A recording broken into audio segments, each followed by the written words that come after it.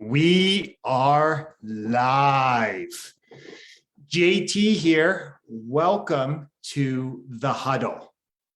The Huddle is where I sit down with successful people from the world of sport and coaching. It's to learn more about their journey to greatness. Why do I have these conversations? Because success always leaves clues. I want to take a moment to thank you, whether you are watching us live as we stream into our Facebook community, whether you are watching the replay on YouTube or on Facebook, whether you are listening to the audio on the podcast. Thank you so much for being here with me and my special guest today. And I want to remind you of something, that the mind is like a parachute. It works best when it's wide open. And my challenge to you today is to keep your mind wide open. And what I will guarantee you is if you keep your mind open, you will gain a valuable nugget of wisdom that will help you win at the game of life. I've been looking forward to chatting and connecting with my special guest today. We've been having some great conversations over the last couple of months. So I thought, hey, we need to make this live. We need to share. We need to give people a peek behind the curtain. My guest in the huddle today is a Western Mustangs football alum. He is a Ivy grad, and he's been a business leader at multiple companies over the last 20 years. My guest in the huddle today is Adam McLeod. How are you today, brother? Things are great. Looking forward to and excited to this. Yeah, definitely. Yeah. Well, hey, brother, the first thing before we get started, and one thing I always like to do in the huddle is to send some gratitude. I know that you have a lot of irons in the fire. You have a lot of things that you're working on. So I just want to thank you for being able to create and hold some space with me today. And I'm really enthused for our conversation to see where it goes. Yeah, thanks for having me as well. So, brother, in the huddle, what I love to do at first is always remind people that life is a game and that games are supposed to be fun. So I'm curious, what is an interesting fact? Some may call it a quirk that maybe a lot of people don't know about you that you would be open to sharing with our community. Yeah, well, I think that I am a different thinker and a dreamer. So I look at the glass half full and what could we do to overflow it? And I think in a 10x mentality, a lot more than others. So really trying to stretch and really trying to grow and think differently. And what if we could 10x this thing that we're working on? So I would say that's one thing, just from a diversity of thinking perspective, is incremental, small, little gains don't interest me that much. Hitting a home run over singles is something that gets really exciting. And why wouldn't we, in work, in life, in relationships, swing for the fence and be okay with the strikeout? Because as you swing for the fence, you're likely going to strike out a little bit more. So I think that's one thing from a mentality perspective, is playing big, swinging for the fences, and really trying to go for it and dream is something that people might not know about me, on the surface. I love that. And it's a great reminder on the power of thinking in possibilities, right? What if? Okay. So I'm curious, brother, you had a successful career as an athlete, and over the last 20 years, you've really transitioned to becoming a leader and a coach in the business world. So I'm curious, sport has obviously played an important role for you in your life. I know we've had some great conversations about how sport is still, a big part of your life with your kids. What is the biggest life lesson that you've learned from sport and is still something that you apply to your life today? Yeah, I think the number one piece is you said transition from leadership in sport to leadership in the business world. And I really don't see it that way. I don't see it as a transition at all. I see it as all the same. And it brings me back to a story when I was not quite sport related, but when I was 8 or 9 years old, I was in Cubs, which is the Scouts Canada organization. And I was a leader of a group of 6 boys walking through the forest, and we had to hit a couple of checkpoints. And I remember as the leader being completely lost. We're looking at our map, we're looking at our compass, we're looking down and wondering, where are we going from here? And I remember the whole group of younger boys looking to me, and I'm like, I have no idea where we are, but we're going this way. So just being able to be decisive, choose, set a course for a team, and figure it out on your way, I think, is when it started for me, when the leadership journey started for me. And I remember walking along the river, which was, roughly in the direction we were supposed to go, and we stumbled upon our checkpoint.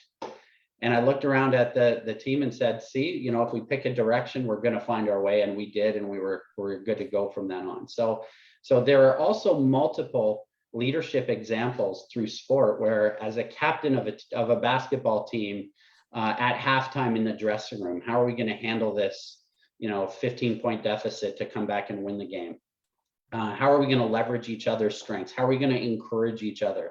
How are we going to do this for a common goal, being winning that game, and the preparation required to win that game? And how do we do that and come together as a team, leveraging everybody's strengths? So those are experiences as you go through adversity, you go through difficult times, you go through growth experiences as a team, that is really no different when you get into the corporate world. The only difference is it's not a physical manifestation of these skills or activities. It's more, what skills do I need my team to have to build, to grow together? What kind of adversity do we need to go through to make sure that we come together, gel as a team? How do we leverage each other's diverse thinking, each other's strengths, and build upon those to really win? And the winning looks like a bunch of scoreboards. We have scoreboards in business. Business is all about math. We're all math companies. And if we can make the math work and the scoreboard light up, everybody's excited, happy, celebrating. And we really have a common goal, being those numbers that we're trying to, play with the metaphorical Rubik's Cube to make the numbers go up. So very similar, very team-based environment, going through adversity, learning about each other as people, and how we can come together against some of those common goals. So there is no transition in my mind. It's exactly the same thing, and it's just continued, which is some of the greatest parts about business and fun. Is it's just like playing those sports we did as kids. I love what you share. And what I really heard from you again is those parallels, right? And I love how you are taking these same simple concepts, these ideas, right, that helped you be successful on the football field, on the basketball court, right, in Scouts, and you're simply applying them in a different environment, right, in a different context.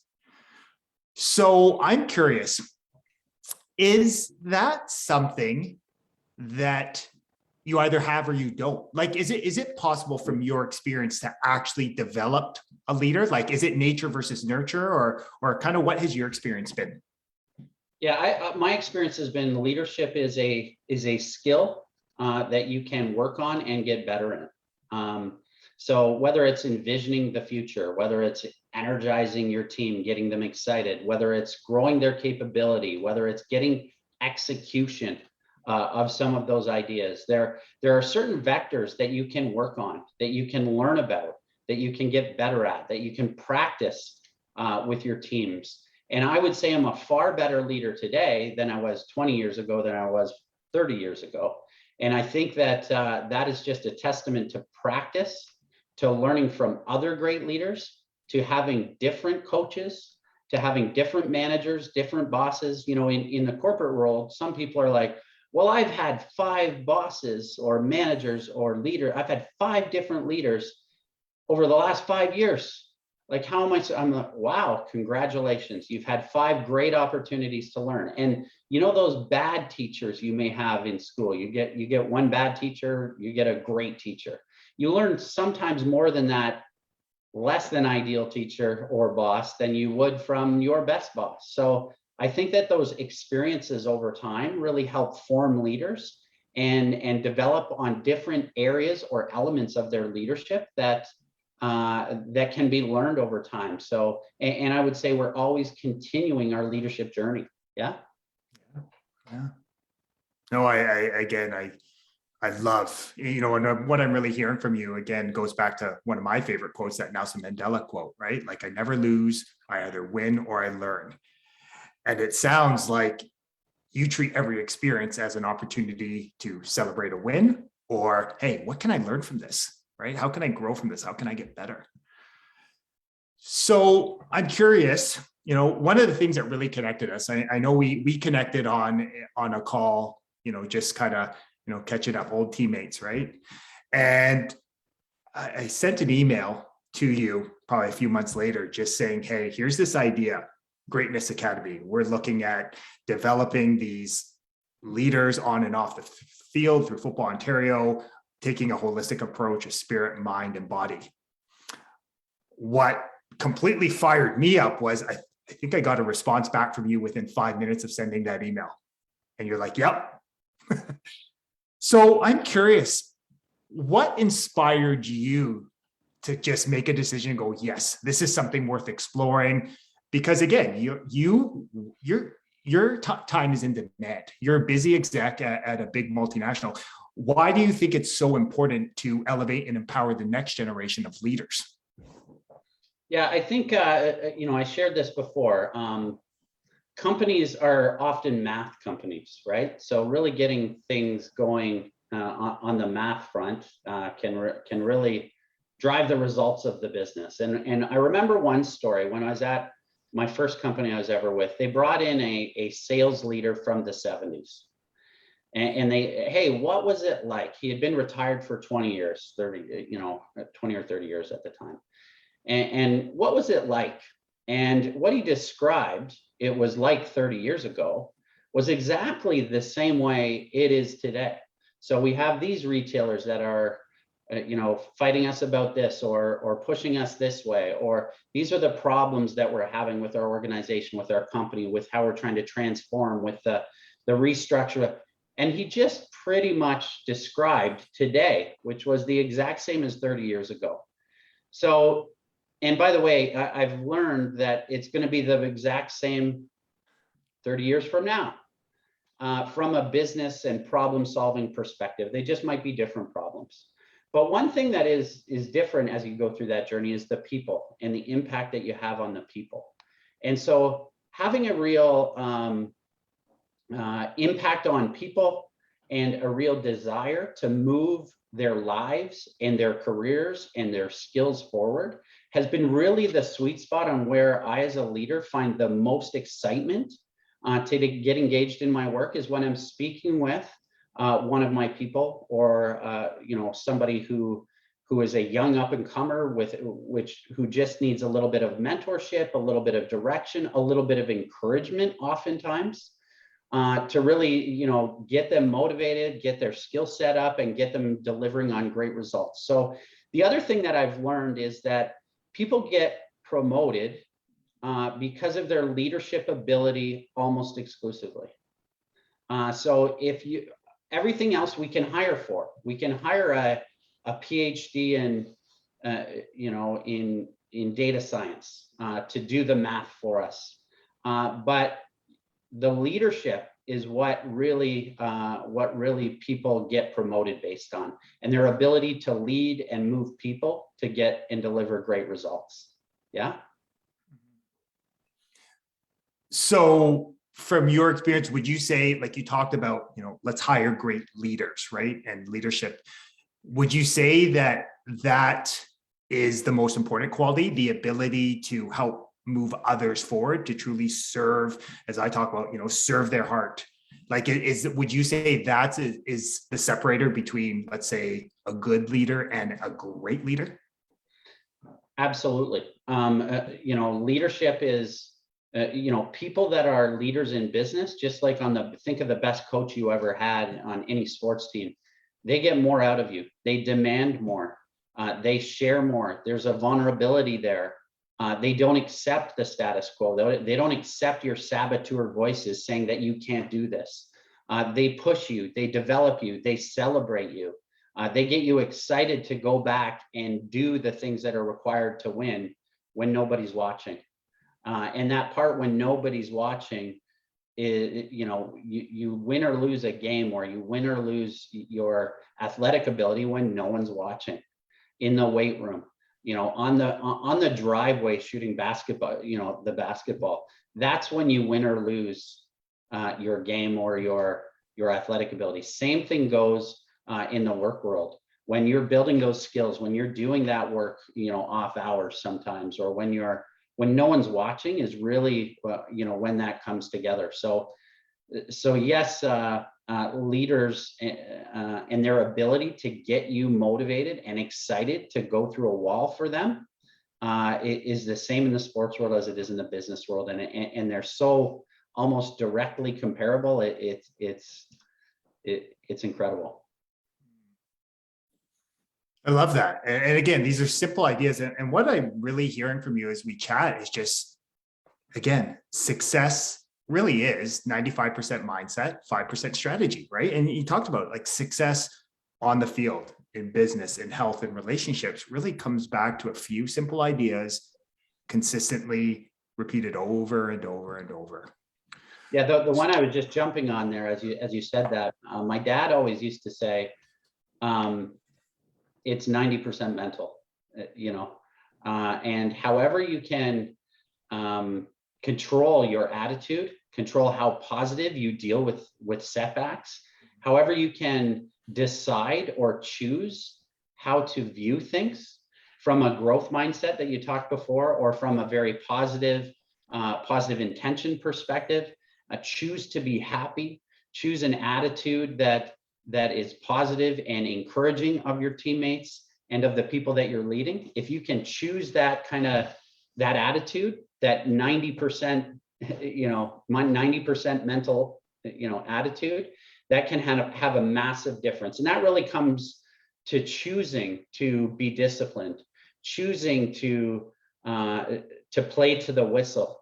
My dad shared with me another time when he was playing football, the play was going the other way. And you can have a tendency to just let up if the play's, going the other way and it's very far away from you. And somebody came and just cleaned his clock, because the whistle hadn't gone. He was within the boundaries of the game. And that really resonated with me, is when the play's going the other way, you give your all for the entire time until the whistle. And I would say it's the same thing with business.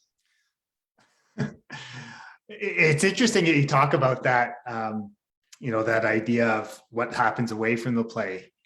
And I think of like a sports analogy of why film is so important, right? Like you think back to our days at Western of why, I remember our coaches saying film never lies.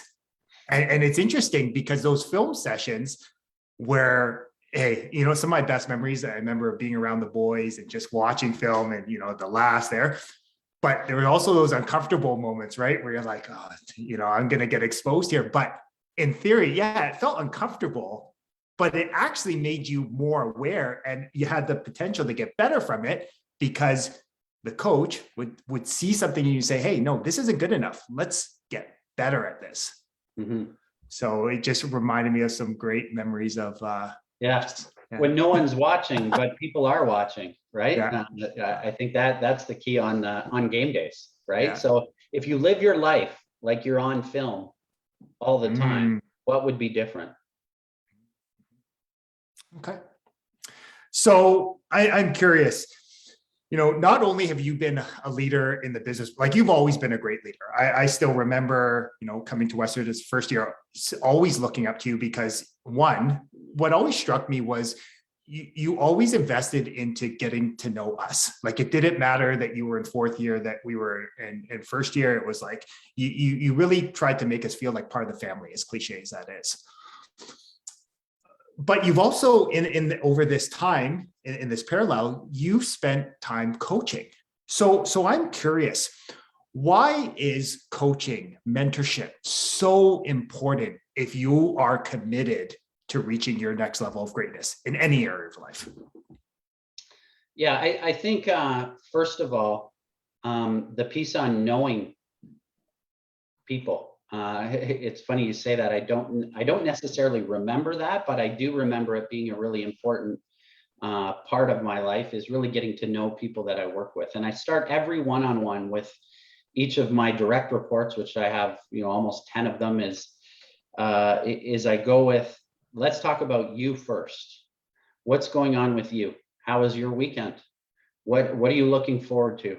And really getting to know them and what's going on in their world.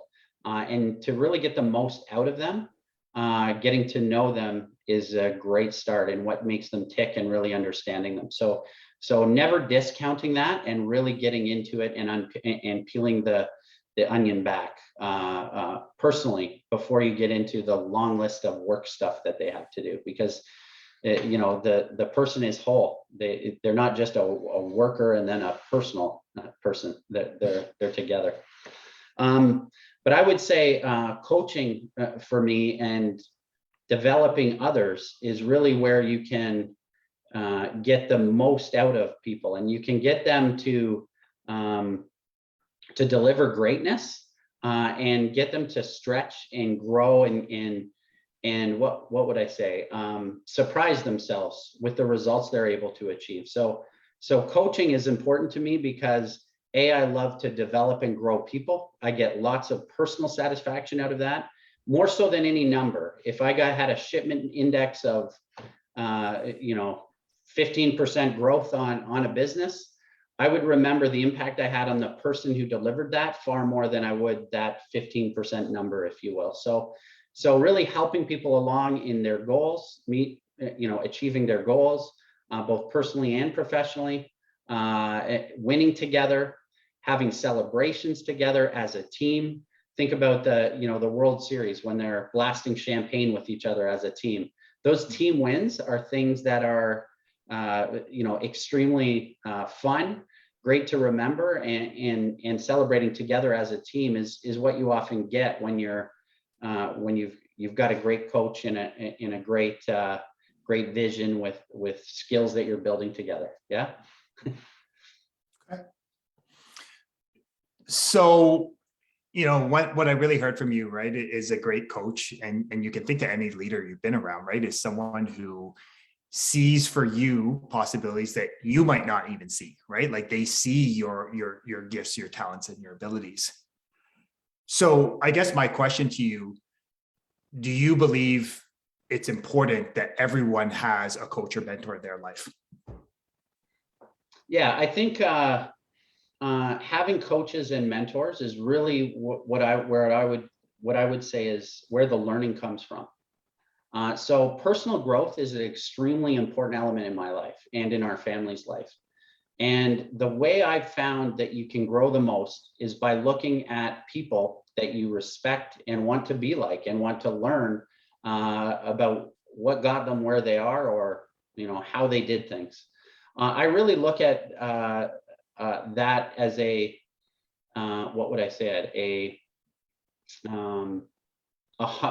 humble approach, and really understanding that people that have gone before you, that person that has been at the company for 30 years and has done what you're doing 30 times in a row, they're probably really good at it. So why not go and ask them how they do it?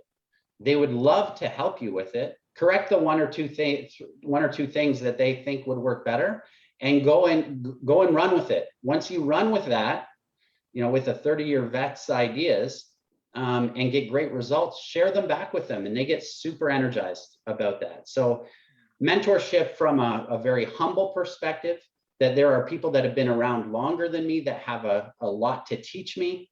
How can I go toward them and really understand how they did it, what work I'm working on so that they can help me with it. I also do that up in the organization. So if there are people above me in the organization, they're like that because they've proven that they've got better ideas, that they're smarter at getting those things to work.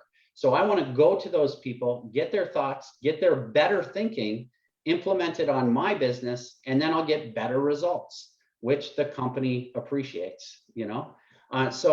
So I would say that coaching and mentorship never stops. I'm constantly reaching out to other people like that. I've got my own coach. Being a coach myself, I'd be a little bit of a hypocrite if I didn't have my own executive coach, and I do. And he pushes me into areas that are uncomfortable. He supports me. He shows me the mirror of the greatness inside me. That allows me to really see the areas that I can have a big difference on people. And without having a coach that's watching you, that's really reflecting back your thoughts and ideas on you, I'd find your results might be a little bit less than they could otherwise. And I love how you share that, right? That like that simple idea. It's really to help you, right? It's to help you get to where you want to go faster and with greater ease, right? It doesn't mean that it's going to feel all like sunshines and rainbows, right? As we've talked about, right? Like having a great coach, they're going to challenge you, right? They're going to call you on your BS, which again, they have your best interest at heart. So I'm curious with you, and I know this was something we chatted about before we coming on. It's interesting that as we grow up, and any athlete that's played at a high level understands this, we got better as athletes having, you know, people with specialized knowledge, right? People that were helping us get better. So from your experience, what happens? Because we obviously understand the importance. We are open to being coached in our younger years. And then all of a sudden we, in this, I know, transition to adulthood, the mind kind of closes, right? Where we're like, oh, I can figure it out. Like it's almost like there's this glorification of, oh, I can figure it out myself. I don't need help. And I mean, I've been there, right? Like so I'm curious from you, from your experience, what closes people's minds to the power of coaching from your experience? Yeah, that's a good question. I think very similar to what you said. I am now, you know, if you think about transitions in our lives, we're done university. I'm now done learning. I am so glad I don't ever have to hit the books again. Well, that's actually not true. That couldn't be further from the truth.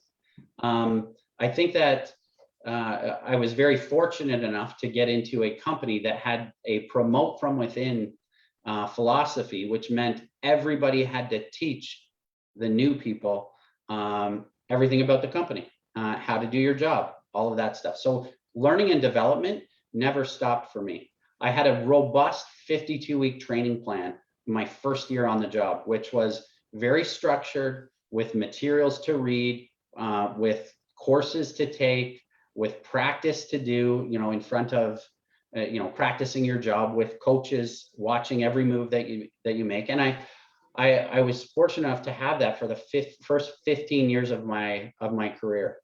Also, part of it became teaching. So as you start doing things for 5 years, you start getting better at them and you can become the teacher. And there's great learning in becoming the teacher. You have to know the material far better if you're going to teach it than if you're just going to learn it. So there was that transition as well that I think really helped. And along the way, personal growth has become a really important value to me. And that investment that we made in university, I remember having to go in and pay the university deposits on all of my education. I've continued to invest in reading, in courses, in coaching, in certifications, in professional and personal development throughout my life. Even though I'm, 25 years out of school, I've been at school for a long time. So I think that it's just a mindset difference where people may close themselves off and say, hey, that was really hard, all of that school, all of that learning, all that growth, all that development that I did. But people that really understand it learn that with more growth, more development, more learning, things become far easier and you're able to have a capacity to take on hard, difficult tasks, and you can do it with ease if you have the capability. So continuing to build and grow your capability, I think, is a hugely important thing. I love what you're sharing. And, something that we were chatting about earlier was this idea of, I'm a firm believer that what you invest in shows what you're committed to growing. Mm-hmm. And, so I would just challenge everyone, again, what you are investing in currently, you are committed to growing. And what I mean by that is I find it interesting, and this is where my curiosity always takes me, is we have insurance policies on our houses or our rental property. We have the place we rent. We have insurance on our car. We have insurance on, Rogers even offered me that I could insure a phone. I don't really know why, but good for them. But really, the true power is learning to invest into your greatest resource, which is yourself. Right? So I guess my question to you is, from your experience, coaching, working with the people, how open-minded are the highest performers, the most successful people in any area of life? Yeah, I would say they're the openest of minds. The best performers are always trying to learn. They're always double clicking on every element of their life to learn more, to understand more, to find the tricks or the habits of those people that are doing it best. And the best performers are extremely curious and never lose that curiosity. So I would say our best leaders that I've come across are the curious ones, not the judgmental ones, the ones that are really open-minded and really double click to understand what you mean by what you're saying. If they don't understand, they don't jump to conclusions about what it might be. They actually dig a little bit deeper with a curious mindset to understand you better. And that's what I would say is present in our best, most effective leaders, is a curiosity, in their lives. I love that. And what I'm really hearing from you is, ask questions from a place of, with the intention of being curious, right? Yeah. Instead of judgment. So I'm curious with you. You were mentioning earlier how personal growth, self-development, self-actualization it's embedded within your life. I know you mentioned before it's part of your family, right? You have a strong and powerful wife that is also values it as well, and you got 2 great kids. I'm curious, how has this curiosity, this willingness to be open, to always be finding ways to do things better, right? To improve yourself. How has that shown up for you, and how has that impacted other areas of your life beyond just career? Yeah, I would say a couple of things. Like one, as a family, we put a bit of time into envisioning what our future could look like. And so we have a vision board, a family vision board, which is around a few things: family, friends, fitness, finance, and fulfillment. There are a bunch of F's so that we can kind of remember them. So I can just rhyme them off, and there's only 5 of them there. And so we've spent a bit of time on who are the family and friends that we want to spend the most time with. And we think that we're the sum of you're the sum of the 5 people that you spend the most time with. So pick those people carefully. So we are very intentional and deliberate about what people in our lives we spend time with. So I think that's one thing that has really kind of got us going in the right direction. The other thing is it helps us prioritize elements of our lives, elements that really crank us up, get us going, get us excited, and bring us joy, so that we can program those into our lives. And it's now to the point where, and one of those things are weekends with the boys, or hanging out with my buddies that we played football together. Prior to calling that out as an important element in my life, there would be some tension. Okay, you're going away for a couple of days, and we've got a couple of little kids here, and so there would be some tension until I called that out as an extremely fill my tank up type of activity. And once I did that, if there was a period of time that went by without seeing my buddies or the boys, my wife would encourage me to really go do that so that I could get my tank filled up with that joy that I get out of hanging out with those guys. So I think that having visions of the future, really calling out what your priorities are, what's important to you individually, and then as a family, you can really be rowing the boat in the same direction. Everybody can have clear understanding of each other, and that kind of mindset can really help you kind of move forward and get plans in place to achieve some of those goals. Now, separately, each of our daughters have their own vision boards in their room. My wife has her own. I have my own, because there are some individual elements that, when put together as a family, you can really kind of picture what our life is going to be like. Yeah. Maybe an example of how this mindset or, coaching and envisioning the future has played out in our family. It's interesting. Like, I heard a couple things from you as you were sharing. One, what I heard from you was the importance of clarity, right? Getting crystal clear on what type of life you want to live. Mm-hmm. That was one thing. And the second thing I heard from that, once you get that clarity, how important it is that you must think and dream beyond your current circumstances, your current situation, your current results, mm-hmm. right? Because that will keep you stuck, right? Mm-hmm. So I guess my question is, you said you have this natural curiosity. Is there anything that you do that really prompts you, that challenges you to think and dream bigger, like to tap into the power of the imagination? Yeah, I think a few things. One is reading. So I find reading books by outstanding leaders is one of those areas, and from big thinkers.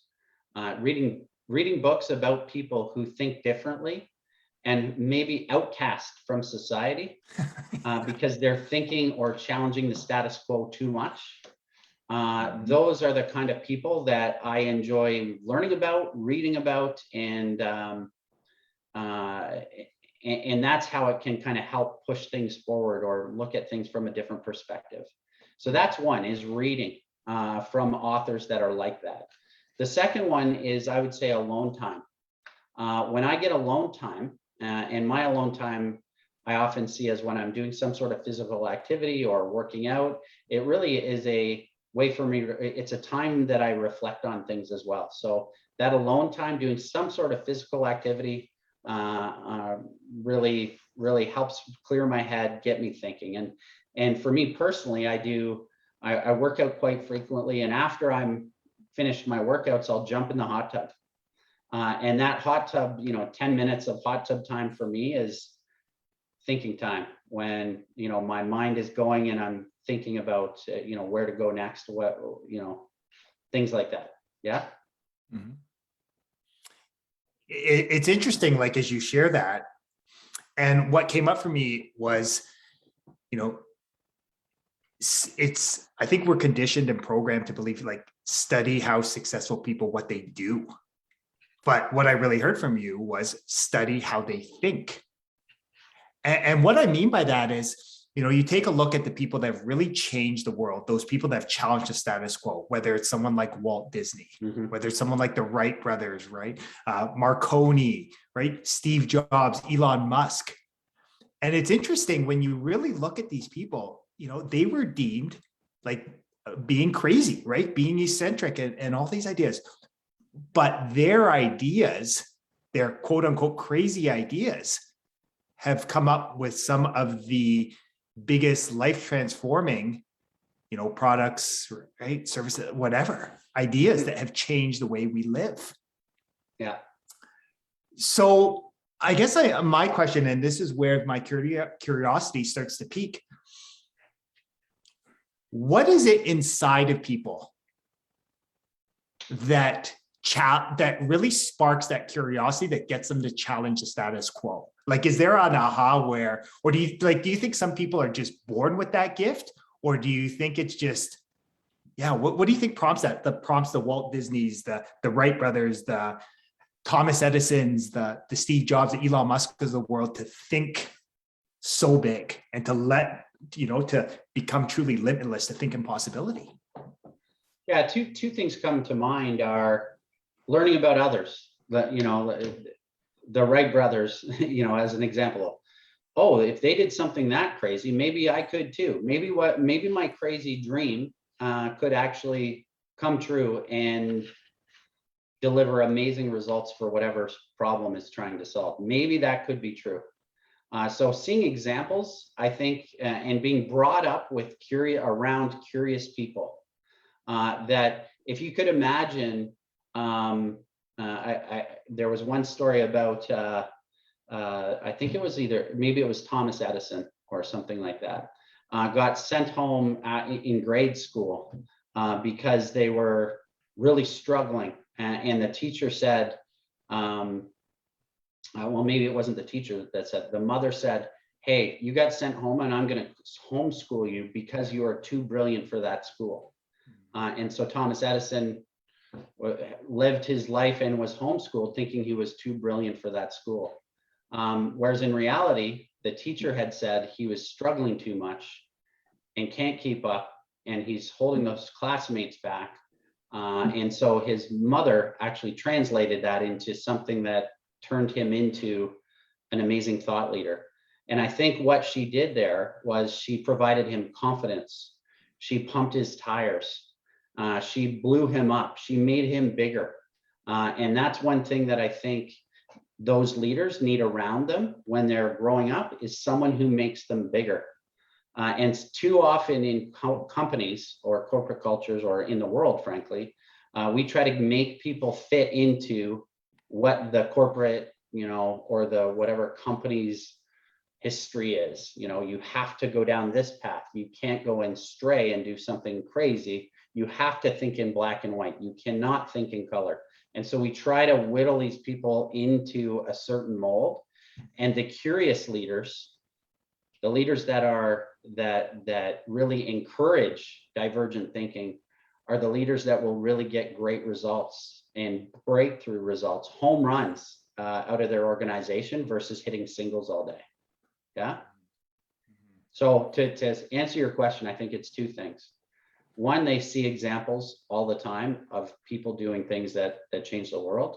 And two, they have been brought up with enough confidence and enough confidence in their ability and their idea to be passionate enough to see it through until the end, because it's a hard road to chop that wood down every single time you come across it. Yeah. I love what you're sharing there, Adam. And really what came up for me was, what evidence do you see? Why not you? Right. And I think that's a powerful question. Why not me? Right. Other people have done it. Why not me? And I know again, my curiosity always goes, okay, what holds people back from developing that belief, right? Why not me? Right. And I think back to some of the times where I was maybe feeling stuck. And it's interesting that I think back to, we were talking about someone like Walt Disney. And one thing I learned about Walt Disney was that his first ideas, his first drawings were actually turned down. I think it was by the LA Times. And their feedback was, there's not enough imagination. There's not enough creativity there.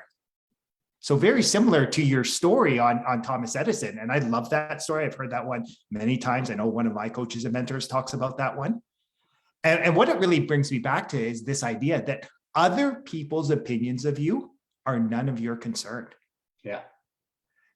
And I find that just as I've learned that, as I have learned how to actually apply that and embody that within me, life just becomes filled, like you said, with more love, with more joy, with more peace, because you're running your own race, as cliche as it is. Yeah. Right.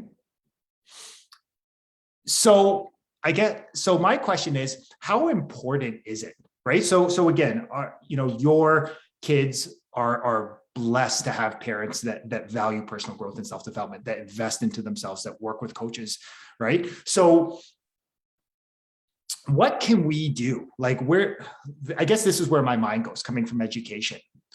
What can we do to start to embed some of these important life lessons around this idea of like growth, about confidence, about getting clarity? Like, what can we do to start to embed these ideas and teach these things to more people that maybe don't have parents like yourself that are teaching these things every day at home?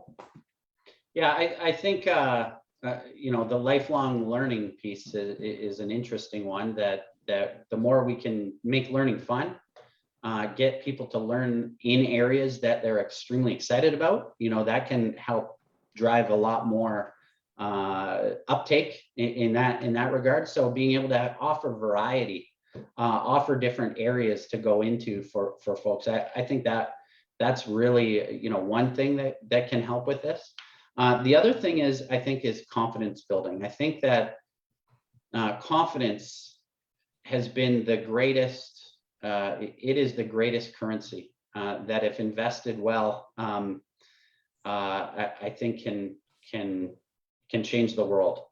And really, it's about what confidence is to me is about hard things, doing difficult things, never doing anything for a kid, for a child, for a teenager that they can do themselves, making them do it, forcing them to do it, forcing them to have difficult, challenging, heart-wrenching as a parent experiences that it's going to be better for them. It's very much like building and growing a muscle.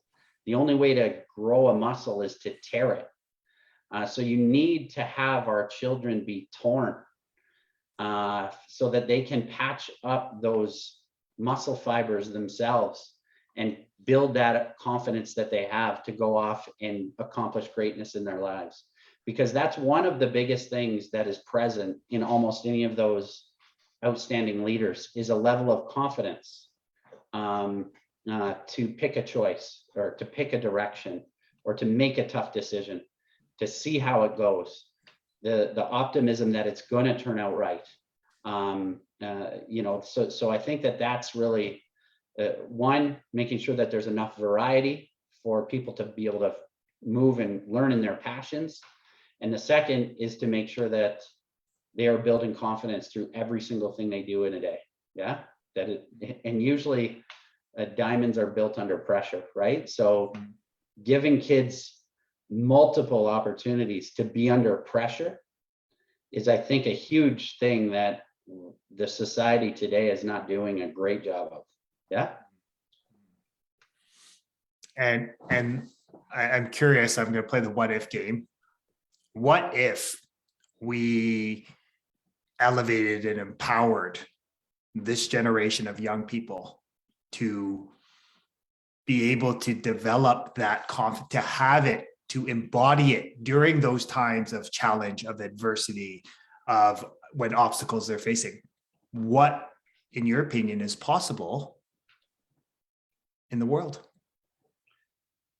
Yeah, I think the answer is whatever they want, would be, I think, the biggest thing. I remember my daughter plays rep soccer, and she was, on the good, there were two teams, an A team and a B team, and she was on the A team, and her coach actually put her down on the B team to practice with the B team for a while, to work on her foot skills, give her a little bit more time, have a little bit more foot on the ball, touches to the ball, before somebody was on her to get rid of the ball. She was probably about 8 or 9 at the time, and was very upset that she was on the B team. So she was wanting to have us discuss with the coaches about what's going on, why is this happening. A couple of weeks of thinking about it, being very upset about it, jumping to conclusions about it, and my wife and I made her have the conversation with the coach. So we say, hey, there were 3 coaches at the time. Our daughter is going to have a conversation about this B team, situation. And so she went in with a list of 10 things to talk to her coaches about by herself, 1-on-3 as a 9-year-old, and had the conversation by herself with her coaches about what she thought was right for her. And the coaches are like, are you guys going to come in? And we're like, no. So she was fighting back tears the whole time, but was able to, state her case with the coaches. And she was later able to get back on the A team, build her foot skills, and she's now the captain of her soccer team. So that's an example of a very difficult thing that had some tears behind it that she was able to do. And now she's able to go and do those things with any other difficult elements in her life. We say, remember that time you had to stand up for yourself in front of your coaches? You can do this one. So she's building a track record of doing difficult things that when those dreams that she has that are going to change the world come up, she'll be like, I can do those too. I've been building this resume of difficulty throughout my life. Yeah. Mm-hmm. It's interesting, as I listen to your stories, I know confidence has come up a fair number of times, right? And I'm a firm believer confidence creates champions. But what I really heard from you there is it's earned confidence. And you earn your confidence by consistently doing the things that make you feel uncomfortable, that you don't want to do. And that's how a simple idea, right, is how you take your power back.